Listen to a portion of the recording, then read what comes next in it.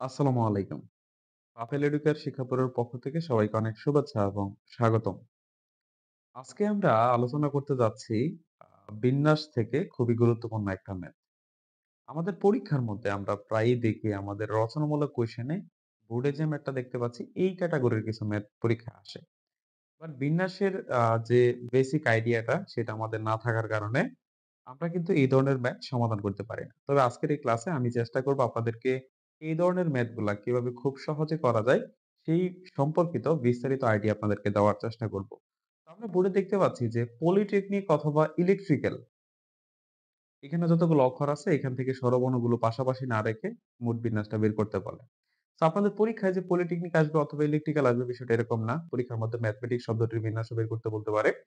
তো যাই আসুক, আপনি কখনো ঘাবড়ে যাবেন না। আপনি সবসময় চেষ্টা করবেন এই ম্যাথের নিয়মটা কি? সেটা যদি ভালোভাবে আয়ত্ত করতে পারেন, তাহলে আপনার আপনার কাছে এই ধরনের ম্যাথ কোনো ব্যাপারই না। তো চলুন আজকের এই ম্যাথটা আমরা খুব সহজে সমাধান করি। আমাদের বোর্ডে লিখা আছে এরকম, আমরা যদি একটু ডাকটা ভালো করে পড়ি যে স্বরবর্ণগুলোকে পাশাপাশি না রেখে, এখানে কথাগুলো একটু আমাদের বুঝতে হবে। পাশাপাশি না রেখে, একত্রে না রেখে এই ২ টার মিনিং কিন্তু সেম। তাহলে আমরা বুঝতেছি আমাকে কাকে পাশাপাশি না রাখতে বলছে? যে স্বরবর্ণগুলাকে আমরা পাশাপাশি রাখবো না। তাহলে কি হবে? পলিটেকনিক অথবা ইলেকট্রিক্যাল আমি একটা করে দিব এখানে আপনাকে। পলিটেকনিকটা আমি করে দিচ্ছি। ইলেকট্রিক্যাল বলেন বা ম্যাথমেটিক্স বলেন এগুলো একটু আপনারা নিজে, নিজে যদি প্র্যাকটিস করেন সেক্ষেত্রে এই ধরনের ম্যাথ একদম ক্লিয়ার হয়ে যাবে। তারপরে কি বলছে?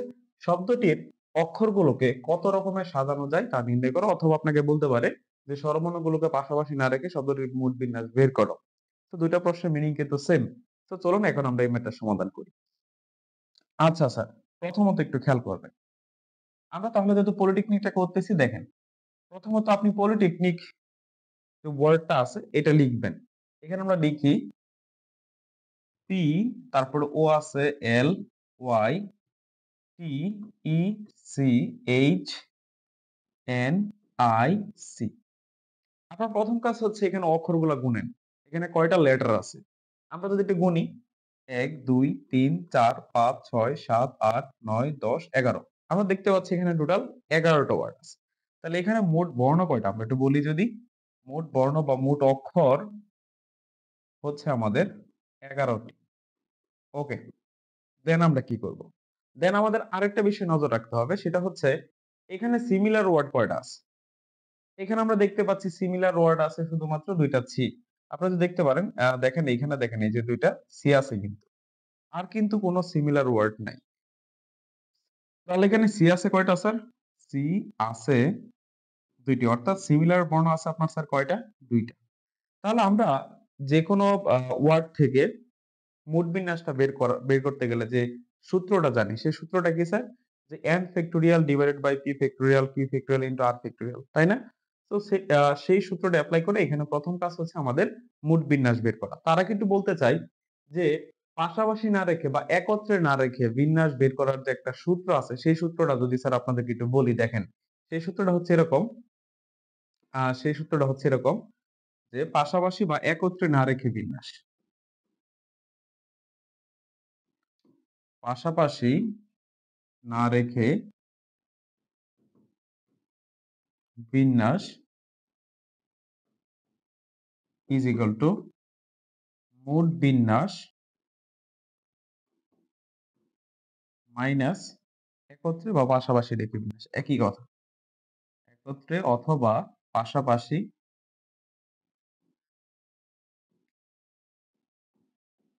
রেখে বিন্যাস। তাহলে আমরা এখানে ২ টা বিষয় খেয়াল করতেছি। আমাদের এখানে ২ টা টার্ম যদি আমরা বের করতে পারি, এখানে যদি আমরা কয়টা টার্ম বের করতে পারি স্যার? ২ টা টার্ম বের করতে পারি। অর্থাৎ আমরা যদি এখান থেকে মোট বিন্যাসটা বের করতে পারি এবং হচ্ছে পাশাপাশি রেখে বিন্যাস এই ২ টা টার্ম যদি বের করতে পারি এবং সেটা যদি বিয়োগ করে দেই আরকি। মোট বিন্যাস থেকে ওটা যদি বিয়োগ করে দেই তাহলে কিন্তু আমাদের আনসারটা চলে আসতেছে। সো এই ধরনের ম্যাথ যদি আমি সলভ করতে চাই, এই ধরনের ম্যাথ যদি আমি কি করতে চাই স্যার? সলভ করতে চাই, আমার কিন্তু এখানে ২ টা বিষয় লাগবেই। মোট বিন্যাসটা লাগবে এবং হচ্ছে পাশাপাশি রেখে বিন্যাসটা লাগবে। তাহলে আমরা প্রথমত এখান থেকে কি করব? পলিটেকনিক ওয়ার্ডের যে বর্ণগুলো আছে তাদের মোট বিন্যাসটা কত সেটা বের করে ফেলি। তো আমি ১ম এ এইজন্য কিন্তু আইডেন্টিফাই করছি এখানে মোট অক্ষর কয়টা বা মোট বর্ণ কয়টা আছে? স্যার ১১ টা। এখানে সিমিলার ওয়ার্ড কয়টা আছে? সিমিলার বর্ণ কয়টা আছে? ২ টা আছে।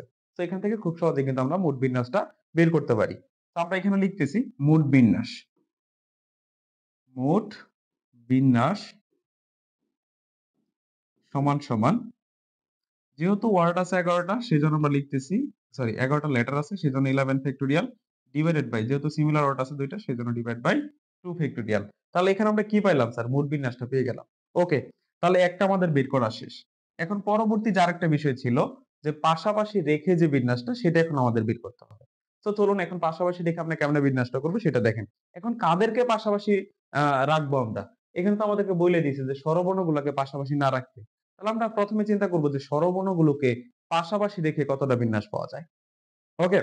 সো সেইজন্য আমাকে এখানে চিনতে হবে স্বরবর্ণ আসলে কোনগুলা। আমরা ইংরেজিতে যে ভাওয়েল গুলা বলি এ, ই, আই, ও, ইউ, এই ৫ টা লেটারই হচ্ছে মূলত ভাওয়েল বা স্বরবর্ণ যদি বলি একটা। তাহলে এখানে ভাওয়েল কি আছে? একটু বলি তো স্যার আমরা। এখানে দেখেন। তাহলে ভাওয়েল গুলা কি হইতে পারে? ভাওয়েল গুলা যদি আমরা একটু আইডেন্টিফাই করি, দেখেন এখানে ভাওয়েল আছে হচ্ছে এই যে এটা দেখেন। ও আছে, তারপরে আছে কি স্যার? ই এবং আই।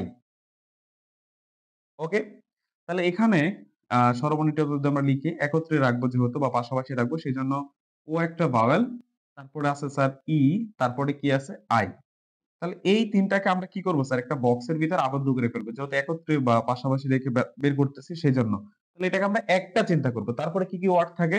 লেটার থাকে, পি থাকে, এল থাকে, ওয়াই থাকে, তারপরে হচ্ছে টি, তারপরে হচ্ছে সি, তারপরে হচ্ছে এইচ, তারপরে এন, তারপরে হচ্ছে সি। একটু দেখেন ভালো করে। আমরা যে কাজটা করছি, এখান থেকে যে ভাওয়েল গুলা ছিল সেগুলোকে আলাদা করে একটা বক্সে আবদ্ধ করছি। তারপরে যে বাকি লেটার গুলা ছিল সেগুলো এখানে লিখলাম। এখন আমার কাজটা কি? এখন আমার কাজ হচ্ছে এই স্বরবর্ণ ৩ টাকে একটি ধরে আমি এখানে গণনা করব যে মোট লেটার কয়টা হয় বা মোট বর্ণ এখানে কয়টা হয়। তাহলে আমরা একটু গুনি স্যার। এটাকে একটা ধরবো। তাহলে ১ টা, ২, ৩, ৪, ৫, ৬, ৭, ৮, ৯। সেক্ষেত্রে আমার বর্ণ কয়টা হয় স্যার? ৯ টা। তাহলে এই কথাটা এখানে লিখবেন যে স্বরবর্ণগুলোকে একটি ধরে স্বরবর্ণগুলোকে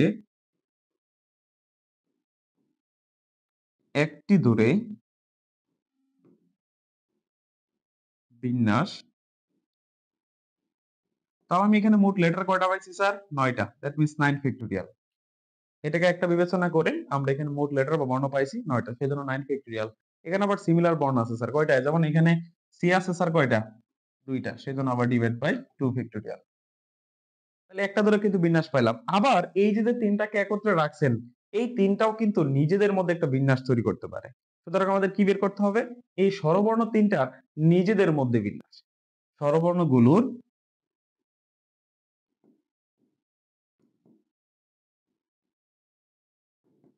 নিজেদের মধ্যে বিন্যাস। তাহলে এখানে বর্ণ স্যার কয়টা? ৩ টা। সিমিলার কোন বর্ণ আছে? না স্যার। O, E, I. ৩ টাই আলাদা। সেজন্য সরাসরি আমি লিখে দিব 3 ফ্যাক্টোরিয়াল। এখন এই যে দেখেন, একটা ধরে বিন্যাস আর স্বরবর্ণ নিজেদের মধ্যে বিন্যাস। এই ২ টা যদি আমি গুণ করে দেই, এই ২ টা যদি স্যার আমি গুণ করে দেই তাহলে কিন্তু আমি কি পেয়ে যাবো? ওই যে পাশাপাশি রেখে যে বিন্যাস বিষয়টা সেটা কিন্তু আমি পেয়ে যাবো। তো এখানে আমি লিখব স্বরবর্ণগুলোর পাশাপাশি রেখে বিন্যাস। স্বরবর্ণগুলোর পাশাপাশি রেখে বিন্যাস। রেখে বিন্যাস is equal to 9 factorial divided by 2 factorial into 3 factorial. So এই যে ভ্যালুটা স্যার আমরা পাইলাম, এই যে ভ্যালুটা স্যার আমরা পাইলাম, এটা কার ভ্যালু? এটা হচ্ছে এই যে এটা। পাশাপাশি রেখে বিন্যাস এটা। আর মোট বিন্যাসটা তো আগে আমরা পেয়ে গেছিলাম স্যার। এই যে উপরে দেওয়া আছে স্যার মোট বিন্যাস। এই যে আমাদের মোট বিন্যাস। এখন যদি খালি স্যার আমরা এখানে এই সূত্রের মধ্যে মানটা বসায় দেই, আমার আনসারটা অটোমেটিক্যালি চলে আসবে। ঠিক আছে? তাহলে এই কথাটা এখানে লিখি স্যার। সুতরাং পাশাপাশি না রেখে বিন্যাস, ওই সূত্রটা লিখবো স্যার এখন। পাশাপাশি না রেখে বিন্যাস অর্থাৎ স্বরবর্ণগুলোকে পাশাপাশি না রেখে বিন্যাস সমান সমান। তাহলে প্রথমত কি লিখতে হয়? মোট বিন্যাস। মোট বিন্যাসটা কত স্যার আমাদের? 11 factorial divided by 2 factorial minus এই যে এটা অর্থাৎ 9 factorial divide by 2 factorial into 3 factorial. এর পরবর্তীতে এই অংশটা যদি আপনারা নিজের মতো একটু ক্যালকুলেশন করেন, একটু যদি স্যার নিজের মতো করে ক্যালকুলেশন করেন, আপনি কিন্তু এখানে আনসারটা পেয়ে যাবেন। এখানে আপনি ক্যালকুলেশন করার পরে আ যা আসবে সেটি কিন্তু হয়ে যাবে আপনার আনসার। আর এই যে এখানে যে ফ্যাক্টোরিয়াল বিষয়টা, ক্যালকুলেটরের মধ্যে আপনি যদি ১১ লিখে ফ্যাক্টোরিয়াল প্রেস করেন অটোমেটিক্যালি আনসারটা চলে আসবে। ঠিক আছে? তো আশা করি এইটুকু হিসাব আপনারা নিজেরা করতে পারবেন। তো হিসাব করার পরে যা আসবে সেটাই হয়ে যাবে কিন্তু স্যার আমাদের এই আনসারটা। তো দেখেন এখন এই যে স্যার আমাদের ম্যাথটা ছিল, এই ম্যাথটা কিন্তু আমরা সলভ করতে পারলাম। তাই না বলেন? এই ম্যাথটা কিন্তু এখন আমরা সলভ করতে পারলাম। সো এই যে বিষয়টা এখানে আমরা কি দেখতে পেলাম? জাস্ট আমাদের এই সূত্রটা মাথায় রাখতে হয়। আর কিছু না স্যার। যে পাশাপাশি অথবা একত্রে না রেখে বিন্যাসের যে সূত্রটা আছে সেই সূত্রটা লিখবো। সেখান থেকে আমার কি বিষয় বের করা লাগে? মোট বিন্যাস। মোট বিন্যাস বের করার সূত্র তো আমি বলেই দিয়েছি। তাই না? সো এখানে আমরা বর্ণ গুনবো, সিমিলার ও কয়টা ওয়ার্ড আছে সে কয়টা দ্বারা ভাগ করব। যদি না থাকে তাহলে ভাগ করার প্রয়োজন নাই। ঠিক আছে? আচ্ছা তারপর আমরা কি করব? পাশাপাশি রেখে যে বিন্যাসটা এটা বের করার জন্য আপনার ৩ টা লাইন বা ৩ টা স্টেপ করতে হবে। প্রথমত স্বরবর্ণগুলোকে একটা ধরে বিন্যাস বের করব। স্বরবর্ণগুলো নিজেদের মধ্যে বিন্যাস বের করব। বের করার পরে ওই ২ টা জাস্ট খালি গুণ করে দিব। গুণ করে দিলে আমাদের পাশাপাশি রেখে বিন্যাসটা চলে আসবে। দেন আমরা মোট বিন্যাস থেকে ওটা বিয়োগ করে দিলে আমাদের পাশাপাশি না রেখে বিন্যাসটা বের হয়ে যাবে। তো আশা করি আমরা এই যে পলিটেকনিকটা যত সহজে করে ফেললাম, সিমিলার ভাবে আপনারা এখন নিজেরাই ইলেকট্রিক্যাল বলেন অথবা ম্যাথমেটিক্স ওয়ার্ডটা বলেন, এইগুলার কিন্তু এই ক্যাটেগরির ম্যাথ কিন্তু আপনি সলভ করতে পারবেন। ঠিক আছে? সো আশা করি এই ধরনের ম্যাথে আপনার আর কোন প্রকার ঝামেলা হবে না। আর এই ধরনের ম্যাথ পেতে অবশ্যই চোখ রাখতে পারেন আমাদের পাপুলারিটির ফেসবুক পেজ অথবা ইউটিউব চ্যানেলে। আর আমাদের যদি ডায়নামিক কিংবা কেয়ার প্রোগ্রামে যুক্ত হতে চান, সেক্ষেত্রে অবশ্যই আপনারা আমাদের পেজে অথবা স্ক্রিনে দেখানো নাম্বারে সরাসরি যোগাযোগ করতে পারেন। তো ধন্যবাদ সবাইকে। আল্লাহ হাফেজ।